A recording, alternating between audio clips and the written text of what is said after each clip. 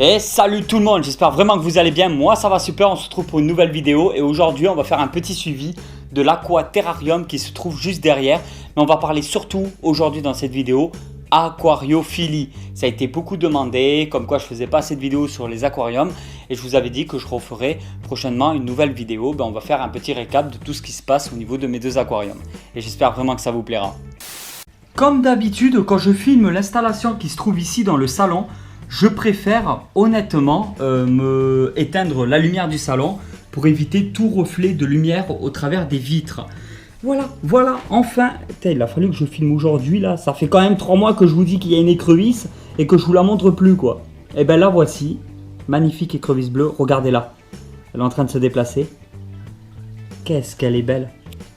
Là par contre je pense honnêtement qu'elle est à taille adulte. Je suis très content de vous annoncer, contrairement à énormément de commentaires que j'avais reçus, l'écrevisse, machin, on m'avait beaucoup critiqué en disant « Elle va te bouffer toutes tes plantes, elle va bouffer tous tes poissons. » Tu les vois bien qu'il y a des poissons, tu les vois bien qu'il y a des plantes.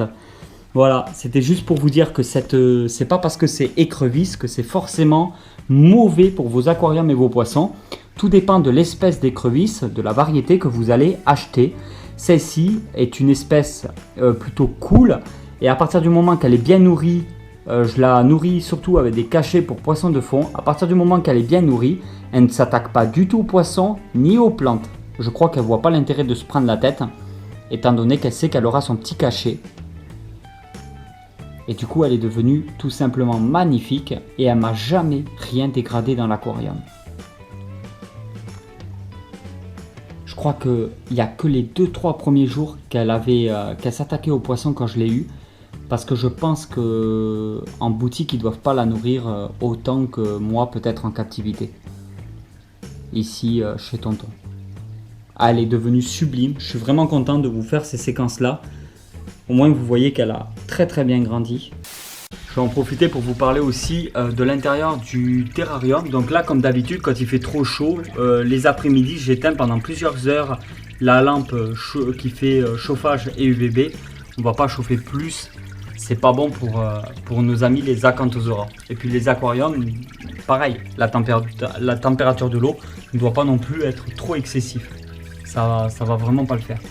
Alors on voit bien que cette plante du coup se développe super bien. Les feuilles c'est nickel.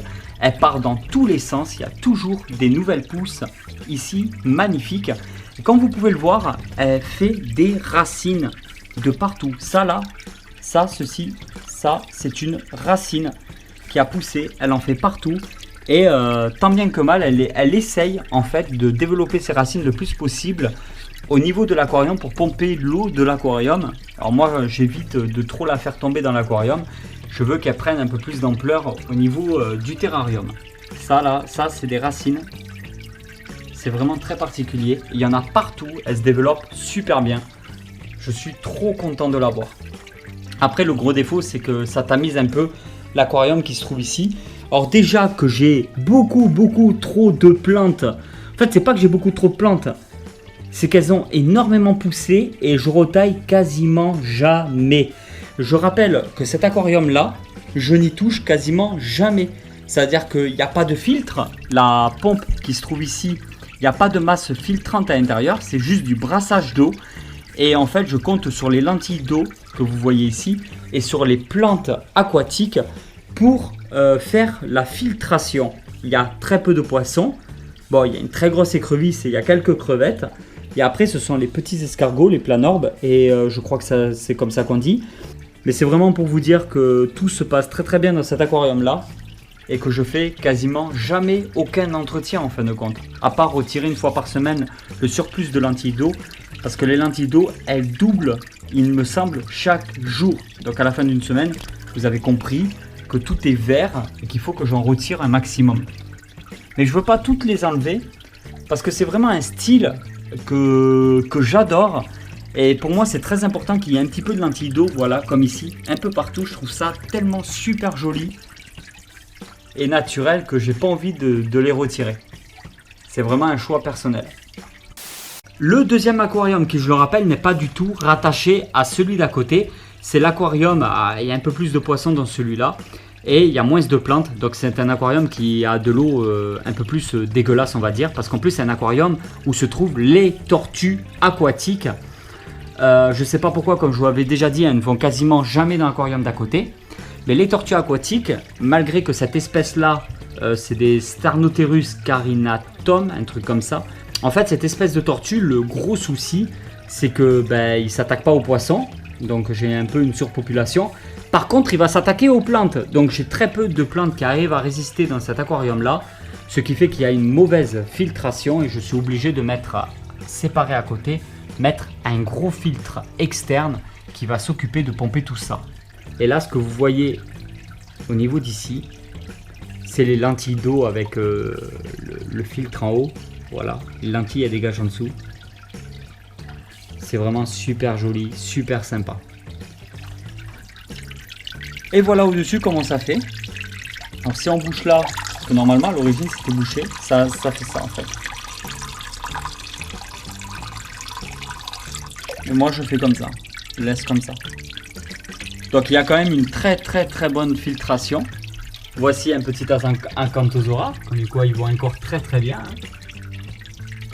Cette plante, elle pousse, je sais pas si elle pousse trop, mais en tout cas elle se porte super bien aussi. Ici le petit interrupteur pour allumer ou éteindre la lumière qui fait chauffage et UVB.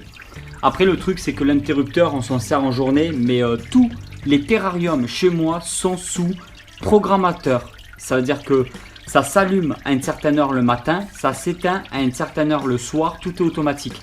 Quand là je suis parti en vacances, quand je pars en vacances plusieurs jours, voire plusieurs semaines, tout se fait automatiquement. Ça veut dire que les lumières s'éteignent chez moi, les lumières se rallument, tout tourne en fait très bien. Et après on m'a demandé plusieurs fois, mais comment tu fais tonton quand tu pars en vacances pour t'occuper de toutes tes bêtes?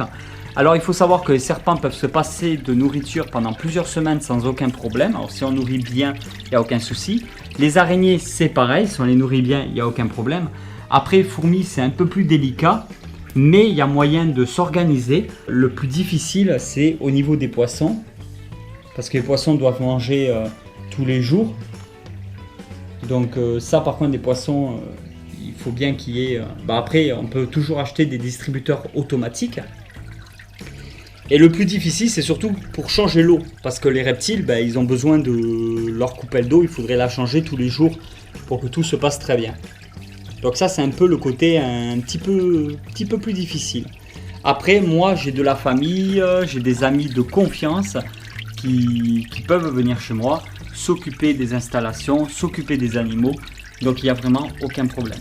Mais à partir du moment qu'on prend des animaux, il faut prendre en compte le critère vacances.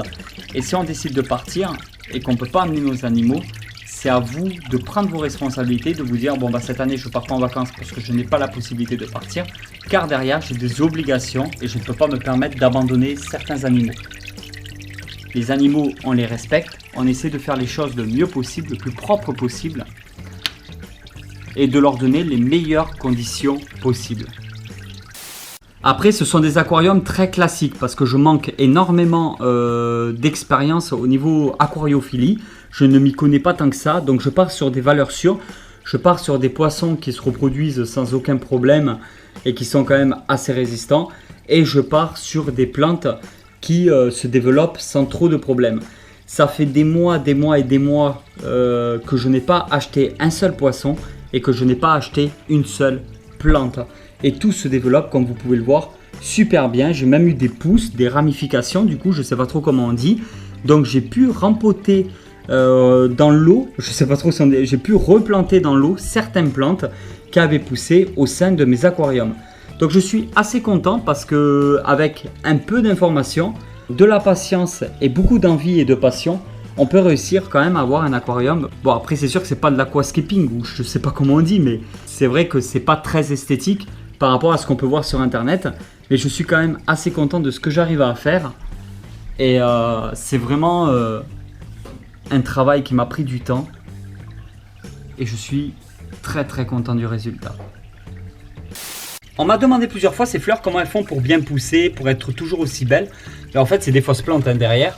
Tout le mur de derrière c'est des fausses plantes et les fleurs qui se trouvent ici et au fond là-bas sont aussi des fausses plantes. Et c'est par la suite que j'ai décidé de développer et de mettre de plus en plus de choses naturelles au sein de mes terrariums, de mes vivariums, de tout ce qui se trouve chez moi, de toutes mes installations. Et du coup de proposer quelque chose de plus propre et de bien plus naturel. Alors forcément, il y a un peu plus d'entretien, ou pas, suivant de quoi on parle, mais ça vaut vraiment le coup.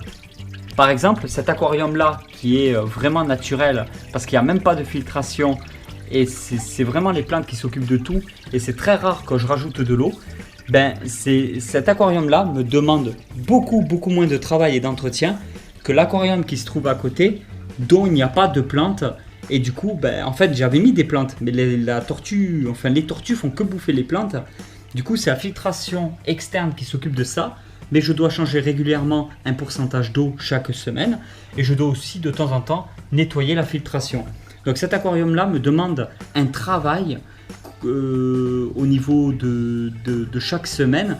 J'ai un minimum de travail à effectuer, que l'aquarium qui se trouve ici, je ne fais jamais rien. Et il se porte toujours aussi bien.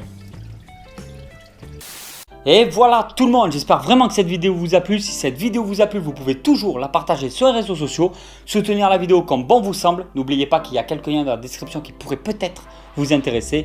Et je vous dis à très vite pour une nouvelle vidéo. Allez tout le monde, ciao ciao!